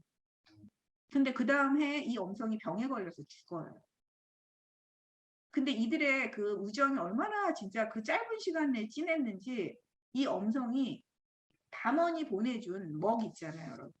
먹과 향 이걸 선물로 줬거든요. 그걸 이렇게 품에 이렇게 안고서 죽었어요. 그래서 그 죽을 때 이 사람 그 관에 이걸 같이 묻어줬다 그래요. 그래서 나중에 엄성이 죽었다는 소식을 나중에 들은 거예요. 그래서 홍대영이 이제 제문하고 또 이런 그 선물을 그 엄성 집안으로 보냈거든요. 근데 그게 도착한 날이 너무너무 신기한 게 3년상을 한 거예요. 엄성 3년상 하는 날 그 제문하고 이게 그 선물이 도착을 했어요. 이게 무슨 우정이에요? 진짜 그 홍대영은 제가 생각하기에는 뭔가 중국에서 꽃피운 그 지기를 만난 우정이거든요. 그러니까 이건 모든 것을 다 떠난 거예요. 진짜 우리가 언어의 장벽, 그 뭐 나라라는 국경의 장벽, 그 다음에 우리가 문명과 야만이라고 하는 그 오랑캐의 장벽 이런 걸 다 뛰어넘어서 이들하고 정말 허심탄회한 소통을 했거든요. 이건 인간적으로 굉장히 진솔한 소통을 하고 오는 거예요. 그런데 이것 때문에 담원 홍대영은 돌아와서 무지막지하게 욕을 먹었어요. 누린내 나는 청나라 선비들하고 교류를 하고 왔다. 이건 굉장히 문제다. 그렇게 해가지고 그 노론에 굉장히 뛰어난 또 학자가 있거든요. 김종후 뭐 이런 사람들이 있어요. 이런 사람들이 계속 홍대영을 공격을 했어. 넌 잘못했다. 그랬을 때 홍대영이 또 이 공격에 굴하지 않아요. 여러분. 우리가 북학기에 연암이 썼던 것과 비슷한 논조로 그 김종호나 이런 사람들한테 편지를 계속 보냈어요. 너는 편견에 사로잡혀. 청나라에 있는 지금 한족 지식인들은 지금 청나라 되어 있지만 그들은 어느 누구보다도 뛰어난 사람, 어느 누구보다도 편견이 없는 사람라고 얘기하면서 이들의 공격을 다 격파했어요. 진짜 홍대영하고 김종우가 이 편지를 주고받는데 엄청 집요해요. 홍대영이. 진짜 굴하지 않아요. 나중에 그 담원집 한번 찾아서 읽어보세요. 이런 관계를 형성했던 거예요. 그래서 유리창에서 연암도 뭘 기다렸어요? 나를 알아줄 수 있는 지기를 기다리는 거예요. 그동안 친구들이 다 유리창에서 그 중국의 그 소통이 가능한 친구들을 만났는데 연암은 이 반정빈이나 엄성이나 이런 사람들보다는 약간 좀 급이 약간 낮은 학자들을 만났거든요. 근데 연암도 사실은 편견이 없어서요. 장벽이 없어요, 여러분. 그래서 장사꾼하고도 대화하고 뭐 어린아이가 지나가면 어린아이와 얘기하고 뭐 그 사람들의 신분 이런 것들 고하를 상관하지 않고 대화를 시도했어요. 이게 친구예요. 이 장벽에 가로막히면 어떻게 해야 돼요? 주류의 길하고 똑같은 거예요. 그런 것들을 완전히 깬 관계. 그래서 우리가 우정을 중시하는 건 수평적 관계를 중요하게 여기는 겁니다, 여러분. 그러니까 우리가 이 제도권 네트워크는 뭘 중요하게 여기죠? 수직적 관계죠. 그런데 수평적인 관계는 이 우정을 통해서만 얻을 수가 있어요. 그래서 우리가 같은 의미, 같은 가치를 만들어내는 자들. 그래서 한때는 친구였다, 한때는 서로 스승이 되는 이 자리바꿈이 가능한 자들의 공동체. 그걸 연암이 30, 40대 그걸 구가한 거예요, 여러분. 진짜 중앙 권력과는 너무나 무관하게 살면서 자기들만의 어떤 그걸 만들어낸 진짜 자기들만의 감각을 만들어낸 존재들이라고 저는 얘기할 수 있고 이 감각이 바로 글쓰기 감각으로 탄생한 이 연암그룹의 이 글쓰기 감각 그것이 저는 이들의 감각이라고 감수성이라고 생각하거든요. 그렇게 해서 정석치의 어떤 제문 같은 건 여러분 읽어봤지만 어떠세요? 도대체 이게 어떤 느낌이 들어요? 제문 맞아요, 여러분? 정석치 제문? 사실 우리가 제문이라든가 묘지명에서 그 어떤 그 문체의 어떤 혁신을 이루기는 너무 힘들어요. 사실은 판에 박힌 글쓰기가 되기 쉬운 게 이런 제문이잖아요. 되게 조심스럽잖아요. 그런데 연암은 어때요? 이게 제문 맞아? 그렇지 않나요? 그리고 여러분 큰 누님한테 쓴 그 글이 그거 몇 페이지더라? 그 앞에 있었는데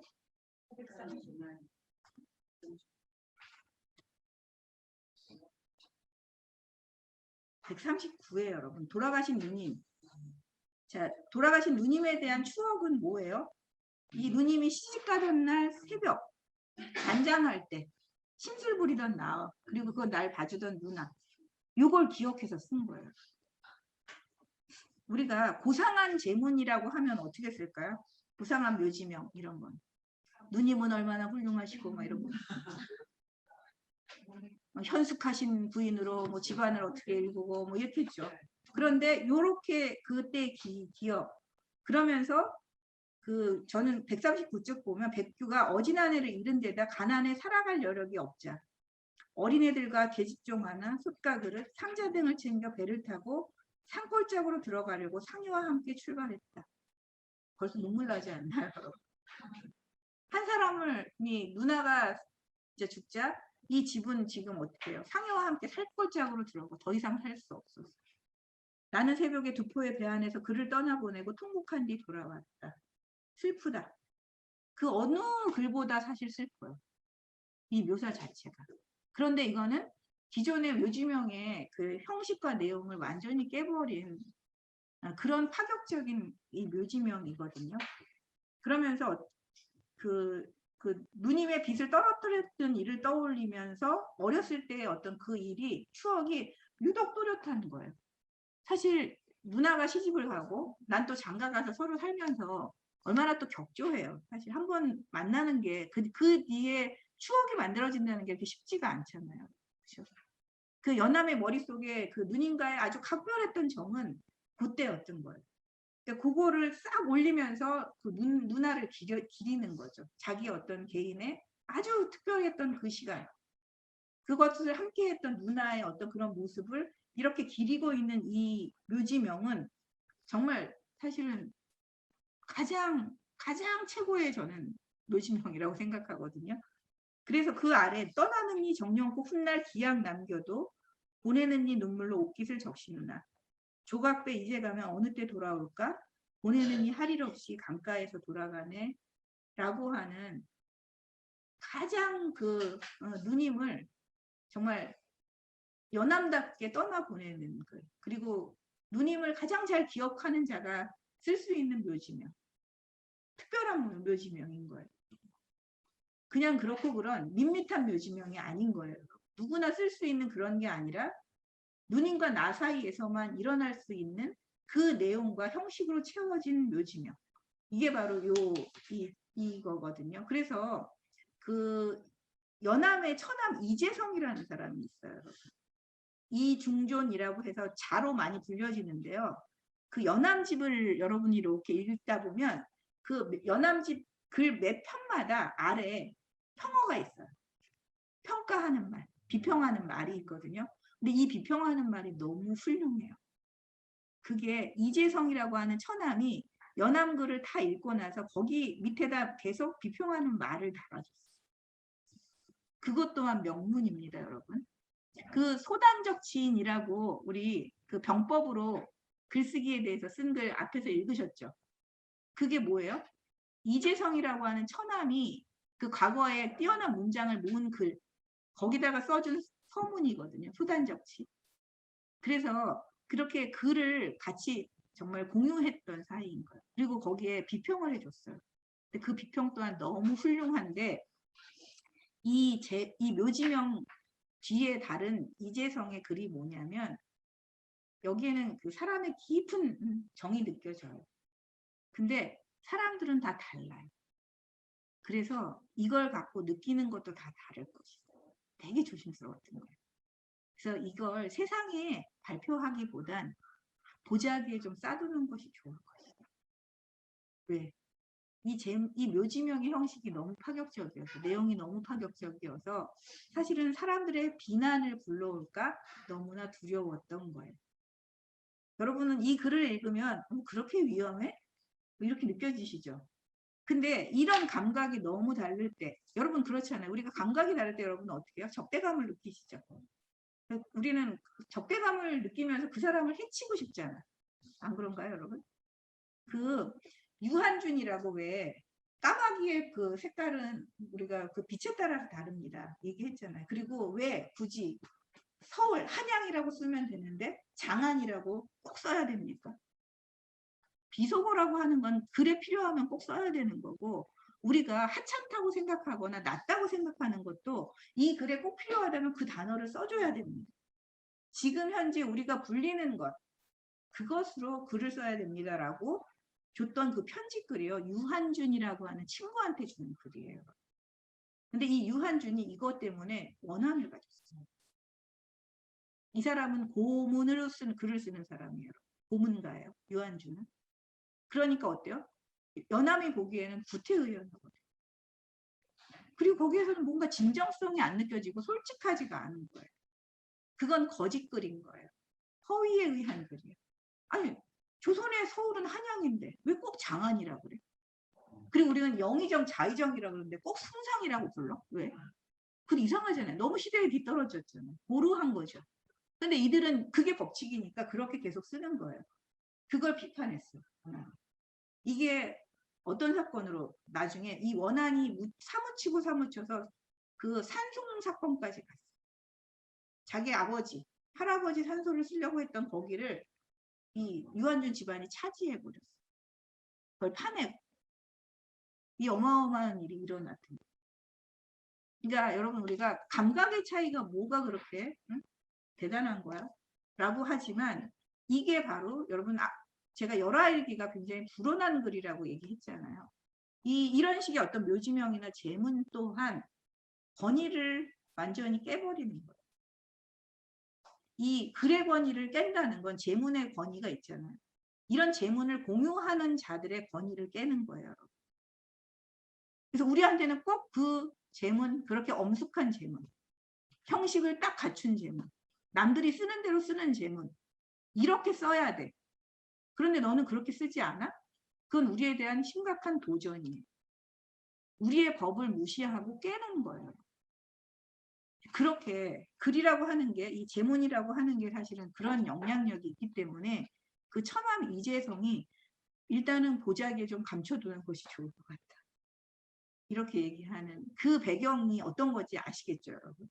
그래서 석치를 조문하는 것도 보세요, 여러분. 아니, 이거 제문 같아요?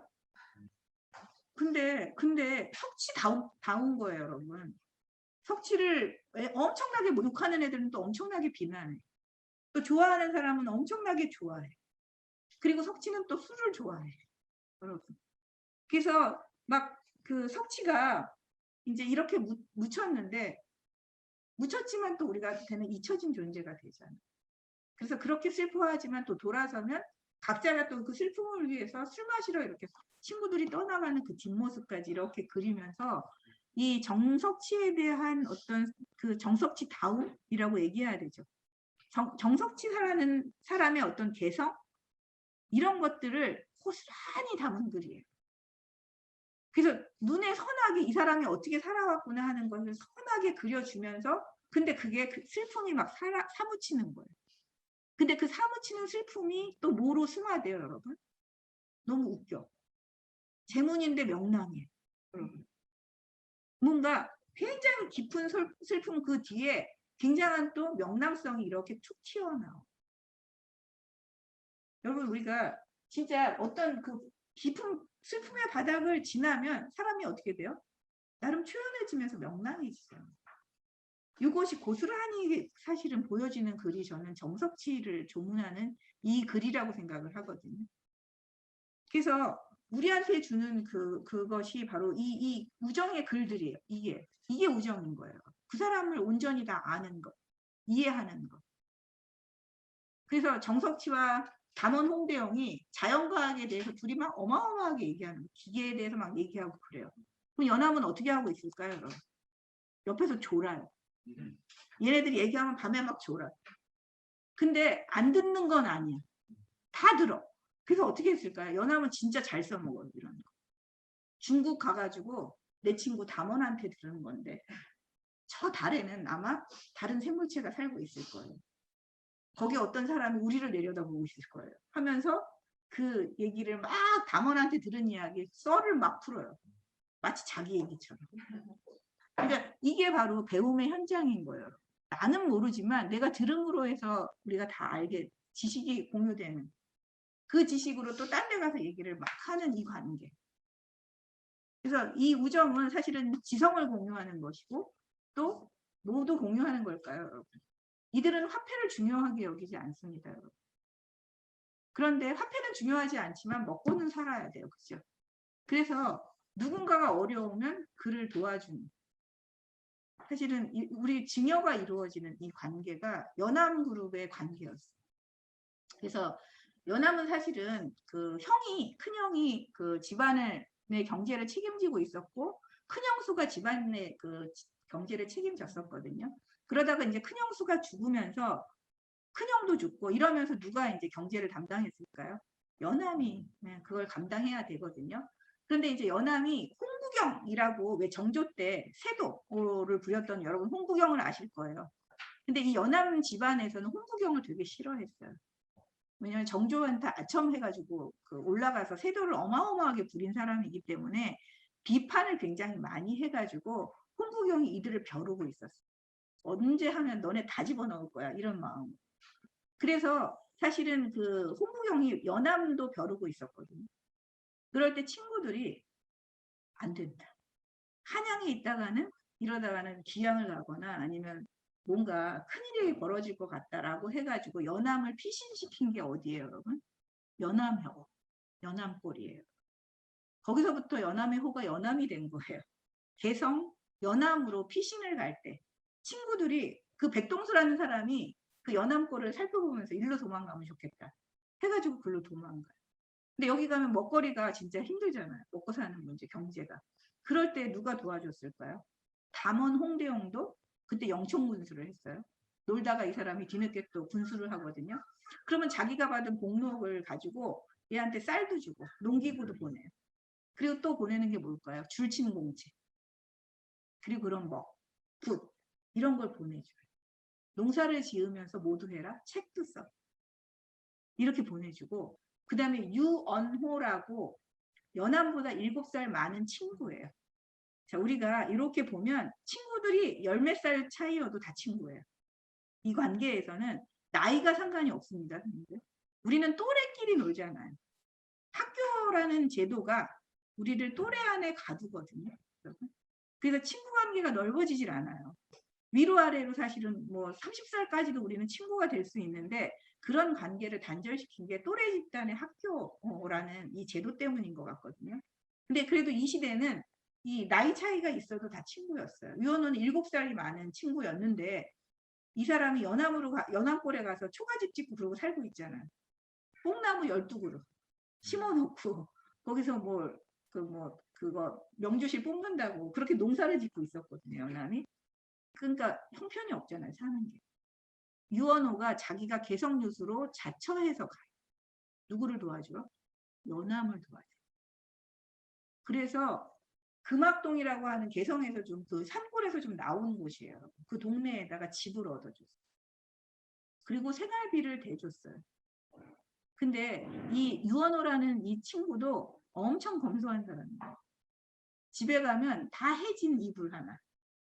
공책 몇 권. 이 사람이 자의정하고 막 그랬는데도 그렇게 살았대요. 이 사람도 부자가 아니에요, 여러분. 부자니까 도와줬겠지? 제발 이런 생각하지 마세요. 다 같이 서로 형편이 궁핍했다. 그런데 누가 조금 뭐 일을 해가지고 돈을 벌면 그걸 좀 나눠 쓰기를 하는 거예요. 그러다가 이 사람이 개성유수를 그만두게 돼요. 그 연암을 두고 와야 되잖아요. 너무 가슴이 아픈 거예요. 연암골로 다시 돌아가야 되거든요. 그랬을 때 이 안에 쓸 수 있는 대출을 받을 수 있는 그 돈이 있어요. 그래서 자기가 그거 1000장을 대출 받아가지고 연암한테 꽂았어. 그냥 준 거죠. 이제 자기가 그걸 갚으려고. 근데 그 금악동이라고 하는 동네에 와서 연암이 그 동네의 청년들을 이렇게 길렀거든요. 그랬더니 그 기르면서 홍구경이 연암은 어떻게 살고 있어요? 이렇게 물어보니까 뭘 했을까요, 여러분? 촌구석에서 훈장질하고 있습니다. 그냥 부잣집 어디 터잡고 거기 들어가서 훈장질하고 있어요. 예전에 선비가 갈 수 있는 막장이 뭐예요? 저 시골의 훈장질이에요. 그랬더니 홍구경이 그랬대요. 이제 별로 볼 게 없구나. 그렇게 해서 무사하게 요 시간을 넘겼는데 어쨌든 유언호가 그걸 다 막아준 거예요. 1000냥을 줬잖아요. 근데 1000냥을 또 자기가 다 감당해야 되잖아요. 그 연암에서 공부를 했던 그 주변의 청년들 있잖아요. 이 집안이 그래서 이 사람들이 또 다 모아가지고 돈을 모았어요. 그 1000냥을 갚아줬어요. 놀랍죠. 그 제자들이에요, 여러분. 그 젊은 제자들이 돈을 조금씩 각출해가지고 그 돈을 갚아줬거든요. 근데 연암 참 칼칼해요. 어떻게 했을까요? 연암이 나중에 50살 넘어서 안희현감으로 갔거든요. 자기가 봉급을 받았잖아요. 그 봉급 받은 걸로 그 1000냥을 싹 갚았어요. 이거는 나한테 줘야 될 돈이 아닌 거예요. 얘네들도 다 대출받거나 뭐 이렇게 해가지고 온 돈이잖아요. 근데 얘네들이 책임질 게 아니야. 그렇게 해서 또 자기가 돈을 벌었을 땐 그걸 싹 갚아요. 그리고 마찬가지로 자기가 봉급을 타면 어려운 친구들이 있잖아요. 친구한테 공책 보내고 뭐 보내주고 이런 일을 또 연암 자신도 했던 거예요. 그래서 흔히 말하는 경제공동체, 우리 정치계에서 경제공동체 얘기 많이 하죠. 이 우정의 네트워크는 증여로 이루어지는 경제공동체이기도 해요. 그래서 그 고쌤이 맨날 이 이야기를 많이 하시면서 사실 소유하고 우리가 독점하고 경쟁하려고 하는 이 구도가 이 우정의 네트워크에선 통하지 않습니다. 그래서 우리가 노년도 걱정하지 않고 살 수 있는 거예요. 이런 방식으로 사실은 우리가 지성을 나누고 그리고 뭐예요? 밥을 나누고 그 다음에 일상을 나누었던 친구들이에요. 일상을 너무나 유쾌하게 보냈어요. 우리 연구실에서는 여러분한테 뒤풀이 하는 거 되게 싫어해요. 저희는. 여러분은 뒤풀이 하시면서 뭐해요? 꼭 뒤풀이 하면 사달이 나요. 보니까. 공부를 안 해. 끼리끼리 뒤풀이 하면서 흉만 봐. 그래가지고 누구 흉보고 누구 흉보면서 막 끼리끼리 이렇게 뭉쳐다니면서 결국은 거기서 감정이 생겨요. 또. 그렇게 해가지고 감정이 생겨서 문제를 일으켜요. 꼭 일으켜. 우리가 이렇게 십몇 년을 지금 연구실에서 이렇게 살아왔잖아요, 여러분. 그래서 이렇게 공부하시는 분들 보면 꼭 그룹으로 뒤풀이 엄청 가시는 분들이 있어요. 막 술 되게 많이 먹고 되게 치매. 그럼 우리가 이렇게 지켜봐. 위험하군. 언제 깨질지 모르겠어요. 그래서 그렇게 하는 건 지성을 나누는 일이 아니에요. 이 연합의 친구들은 함께 술도 마시고 음악 연주도 하고 그랬어요, 여러분. 그 운정교에서 호백이 만났던 그 장면 여러분 얼마나 아름다우면서도 약간 짠하고 그런 느낌도 들잖아요. 그 호백이라는 개를 막 부르면서 친구들이 함께 그 밤거리에서 막 논일었던 이 장면 보시죠. 되게 유쾌하게 놀고 있거든요. 그렇게 어우러지는 이런 어떤 관계는 다시 뭐로 돌아와야 돼요? 지성을 생산하는 대로 돌아와야죠. 지성을 생산하고 놀이를 하면서 다시 지성이 생산되는 이 관계가 이렇게 수면하지 않으면 그 뒤풀이는 여러분 뭐예요? 끼리끼리 진짜 파당을 지어서 지성을 깨는데 굉장히 기여를 해요. 그래서 여러분들이 우리가 더 친해지고 싶어요. 더 얘기도 나누고 싶어요. 근데 그 이야기를 나누는 게 뭐여야 될까요, 여러분? 함께? 다른 삶을 도모하는데 그런 얘기를 하고 싶어서 우리가 그런 뒤풀이도 하는 거예요.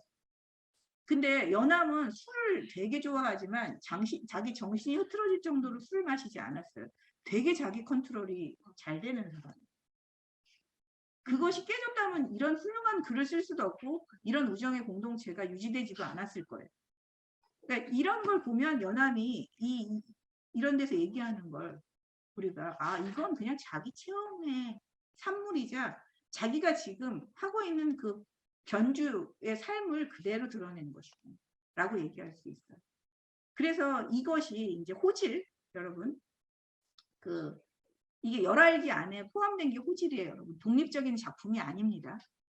그 열화로 가는 그 중국의 그 청나라로 가는 그 길에서 어느 동네에 들어갔더니 이렇게 마치 액자에 글이 이렇게 쓰여 있었던 거예요. 이게 바로 호질이에요.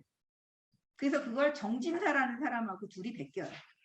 연암은 재밌어 그러면 그걸 그 자리에서 막 베끼는 거예요. 넘어가질 못해요. 그걸 베꼈어요. 근데 정진사가 약간 틈이 사람. 그 열화 일기를 읽어보면 정진사는 약간 좀 멍해요. 늘 보면 그래요, 여러분. 이 사람은 뭐가 제일 중요하냐면 이가 성그러가지고 그 볶음 계란 있잖아요. 초란. 그래가지고 중국말로 그것만 맨날 연습해. 초란 이러면서 중국어로. 그래서 초란공이야. 이 정진사가. 이 초란공이 근데 맨날 저기 연암하고 짝이 돼서 다니거든요. 근데 너무 웃긴 게 베낀 걸 막 빼먹고 오타도 많고 막 이랬어. 그래서 연암이 그거를 자기가 채워 넣었다. 그래서 이게 창작이냐 그냥 베낀 거냐 요거에 대한 논쟁은 좀 있어요. 근데 어쨌든 뭐 베낀 거지만 거기에는 뭐가 있을까? 연암의 생각이 있겠죠. 자 이게 호랑이가 북박 선생을 꾸짖는 이야기. 굉장히 훌륭하다는 유학자가 오히려 더 호랑이나 동물보다 훨씬 더 잔인해요. 되게 이기적이에요. 그죠? 그리고 거기다가 뭐예요? 예의범절이 투철한 줄 알았더니 독리자라고 하는 과부한테 가서 수작질을 하는 그런 유학자입니다, 여러분. 자, 독리자는 어땠어요, 여러분? 수절한 갑으로 칭송이 대단했잖아요. 그리고 정녀라고 하는 그 문도 내려줬는데 아들 5이 성이 각각이다. 그래서 겉과 속이 다른 이 인간의 모습을 얘기하거든요. 그래서 사실은 이 범이 사람을 잡아먹으면 되게 신묘해지는데 어떻게 돼요? 그 신묘함이라고 하는 게 굉장히 비겁해져. 술수를 쓰는 쪽으로 약간 사람을 잡아먹으면 그 범들이 그렇게 변해. 이게 바로 인간을 풍자하는 거예요. 인간 문명에 대한 풍자가 사실은 호질에 들어있어요. 호질에 들어있어요. 그러니까 우리가 인간주의 혹은 인간 문명주의라고 하는 것, 이것이 인간을 우월하게 만들긴 했지만 사실은 어떻게 해요? 이게 완전히 이 세상을 파괴하는 역할을 했다는 거예요. 그리고 너무나 차별화하는 역할을 하는 거예요. 그걸 우리가 18세기 철학적으로 얘기하자면 여러분 이 말 들어보셨을 거예요.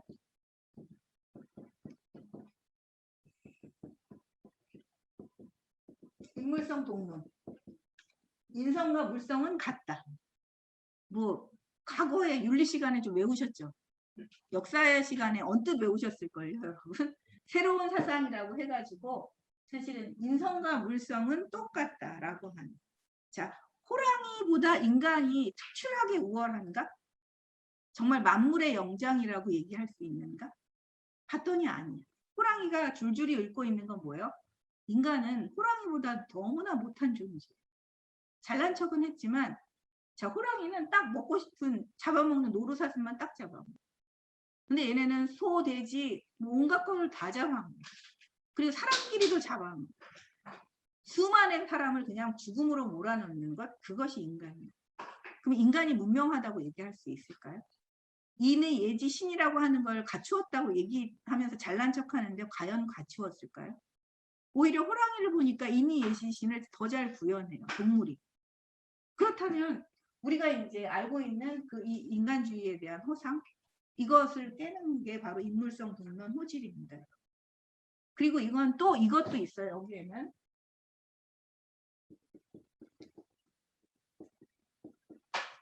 성범, 성동론이에요. 저는 안 쓸게요. 알아서 쓰세요. 성인과 그냥 범부의 성은 똑같다입니다. 우리는 성인과 범부는 타고날 때부터 벌써 다르다. 이전에 그렇게 생각하는 사람도 있었어요. 이 시대에도 일본의 사람들은 또 그렇게 생각했습니다. 그런데 사실 성인이나 범인이나 평범한 사람이나 타고나기를 똑같이 타고났다. 그러면 그걸 어떻게 갈고 닦느냐가 문제가 되는 거죠. 사실 그죠? 자, 우리가 인간주의만을 강조한다면 인간은 사실 만물보다 우월하다고 얘기하지만 훨씬 더 못한 존재인데 사실 우리가 인간의 본성이라고 하는 물성과 같은 그 본성을 어떻게 닦을 것인가 하는 이 문제가 제기가 되는 거예요. 자, 그리고 성범 동성 그 동론이라고 하는 이건 우리가 우정의 네트워크, 우정의 어떤 미학 안에서 얘기될 때 예덕 선생과 같은 사람들을 다시 보게 되는 계기를 만들었어요. 또 누구예요? 민홍정과 같은 길거리의 노인들을 다르게 보는 그런 시각을 우리한테 주는 거예요. 그리고 또 누가 있었어요? 제가 이거 다음 시간에 하려고 그 말 그냥 아끼는데 그 열려하면 박시절. 우리 여성을 어떻게 보느냐. 그래서 이런 그 범부들에 대해서 우리가 말하는 하찮은 사람이라고 얘기하는 이런 존재들이 있잖아요. 나와는 신분적으로 차이가 있는 사람들 혹은 지적으로도 차이가 있을 수 있죠. 근데 이런 사람들 그 나름의 고유성이 있어요. 그래서 사실 발승함에서 그 김홍현 너무 싫어했잖아요. 나는 꼭대기만 올라가면 뭐야? 김홍현 짜증 막 나다가 모든 중생은 다 다르고 추구하는 것이 다르구나. 자, 이름을 이렇게 집착하는 거에 대해서는 참 싫지만 또 얘가 다른 것은 다 버리고 오로지 이름 하나 남기는 거, 이걸 자기 필생의 목적으로 갖고 있는, 그게 뭐라고.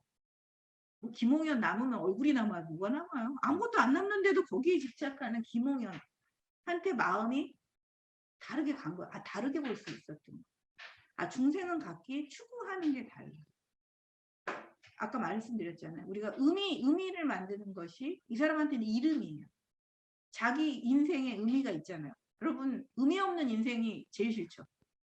여러분들도 뭔가를 만들려고 하잖아요. 그렇지 않나요? 나의 인생의 의미를 뭘로 만드시는 거예요? 이 사람은 이름. 그걸 이해했어요. 내가 다 이 사람을 좋게 보는 건 아니지만 이 부분에서는 자기 나름으로 뭔가 고투를 하고 있는 거예요. 이 고투를 인정하면서 뭘 해줬어요? 이 달승한 길을 써준 거예요. 마음이 허여된 거야. 그 사람에게 공감이 된 거예요. 연암은 제가 말씀드렸잖아요. 동물, 사람, 뭐 어떤 그 자연 환경 거기에 공명하는 이 공명도가 굉장히 높은 사람이에요. 그래서 이 공명도가 엄청나게 높기 때문에 사실은 이 친구들과의 사귐이 굉장히 중요했던 거고, 그 친구의 범위에는 모두 들어가요. 똥 치는 사람, 길거리 우스갯소리 하는 노인네, 그리고 여성. 사실 이 연암에 그 여성을 보는 그 시선은 저는 여성 대기라고 생각할 정도로 이 여성에 대한 이 공감 능력은 너무너무 뛰어나요. 여성에 대한 공감 능력만 뛰어난 게 아니에요. 이제 다음 시간에 할 그 안희현감이거나 뭐 이런 수영 생활을 하면서 뭐 노비라든가 뭐 이런 사람에 대해서 갖고 있는 그 마음조차도 굉장히 달라요. 이런 부분이 그 연암이 그 진짜 18세기 지성사에서 우리가 정말 독보적인 존재라고 얘기할 만한 게 아닐까? 왜냐하면 이런 공감도를 글로 표현했거든요. 그리고 이 진짜 여성 대기라는 게 온몸으로 진짜 된 사람이라고 저는 생각해요. 여성 대기, 뭐 동물 대기, 뭐 우리 코끼리 관찰하잖아요. 코끼리 대기. 이런 게 다 돼버린 상태. 그런 글들은 이런 어떤 그 공감의 능력 안에서 만들어진 글쓰기라고 저는 생각하거든요. 근데 그 사유의 중심에는 뭐가 있어요? 인물성 동론, 성범성 동론이라고 합니다. 이게 18세기 어떤 이 그 연암 그룹이 가지고 있었던 공통의 어떤 사유예요. 이 공통의 사유 속에서 그동안 우리가 주목받지 않았던 사람들이 갖고 있는 어떤 독특한 품성들, 그리고 자연마다 갖추고 있는 어떤 진기, 그들만의 어떤 진짜의 어떤 그런 그 움직이는 기틀이 있잖아요, 여러분. 이런 것들을 포착한 거예요. 왜 자연에 자꾸 눈이 갈까요? 주변 풍경에. 그들이 가지고 있는 이 독특한 성. 똑같지만 다른 것. 우리 그렇게 얘기했잖아요. 성은 똑같지만 이름은 다르다. 글자는 다르지만 글쓰기는 다르다. 문장은 다르다. 이렇게 얘기했죠.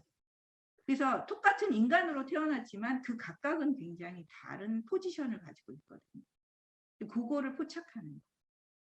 내가 만나는 접속하는 그 순간 그 존재가 가지고 있는 진짜 엑기스가 있어요. 정수가 있어요.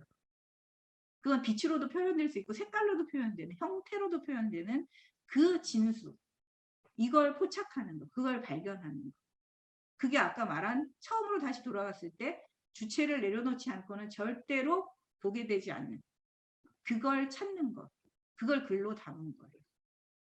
그래서 이 여성 얘기 나올 땐 여러분들이 진짜 페미니즘, 지금의 페미니즘에서도 사실 저는 그 연암의 이 여성 대기를 봐야 될 것 같아요. 그래서 그 공감 능력을 여러분들이 나중에 우리가 또 얘기를 할 거거든요. 그리고 호질의 궁극은 결국은 이것이지만 또 정치적으로는 뭐예요? 중화와 오랑캐의 뭐예요? 성범 동론이겠죠. 성범 동론.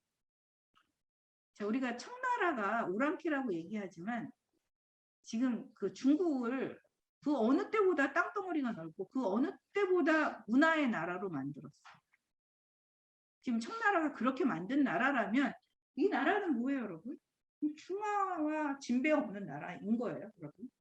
그 진배 없는 중화에 대한 차별의식 이런 걸 우리가 굳이 고수할 필요가 없는 거죠. 우리는 거의 숲속의 노예처럼 청나라를 그렇게 편견 어리게 바라보고 있거든요. 그렇다면 청나라를 그렇게 바라본다는 건 조선을 어떻게 해요? 폄하하는 거죠.